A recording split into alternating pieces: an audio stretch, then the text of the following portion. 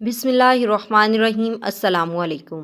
एक पाकिस्तानी मुसलमान फ्रांस के एयरपोर्ट पर बैठा था कि नमाज का वक्त हो गया। उसने वज़ू करना शुरू किया। जब वो वज़ू कर रहा था तो इत्फाक से वहाँ से एक फ्रांसीसी डॉक्टर का गुजर हुआ। वो मुसलमान के वज़ू करने के तरीके को देखकर हैरान हुआ और पूछा कि आप किस मुल्क से ताल्लुक़ रखते हैं।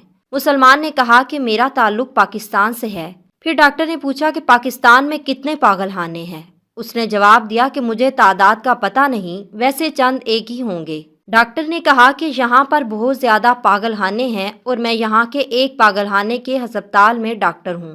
मेरी पूरी उम्र इस तहकीक में गुजरी है कि लोग पागल क्यों होते हैं और पागलपन से बचने के लिए क्या क्या एहतियाती तदाबीर इख्तियार करना ज़रूरी है। मेरी तहकीक के मुताबिक जहाँ और बहुत सारी वजूहात हैं, एक वजह यह भी है कि लोग अपनी गर्दन के पिछले हिस्से को खुश्क रखते हैं। खिंचाव की वजह से रगों पर इसका असर होता है। जो लोग इस जगह को वक्तन फवक्तन नमी पहुँचाते रहें वो पागल होने से बच जाते हैं। मैंने देखा कि आपने हाथ पांव धोने के साथ साथ गर्दन के पीछे के हिस्से पर भी गीले हाथ फेरे, जिससे मुझे बहुत हैरानी हुई कि आपको ये तरीका किसने बताया। उस मुसलमान शख्स ने बताया कि वुज़ू करते वक्त गर्दन का मसा किया जाता है और हर नमाजी दिन में 5 मरतबा गर्दन का मसा करता है। और ये बात हमारे प्यारे नबी हजरत मोहम्मद सल्लल्लाहु अलैहि वसल्लम ने हमें बताई है। डॉक्टर कहने लगा कि इसीलिए आपके मुल्क में लोग कम तादाद में पागल होते हैं। और फ्रांसीसी डॉक्टर फौरन मुसलमान हो गया। अल्लाह अकबर।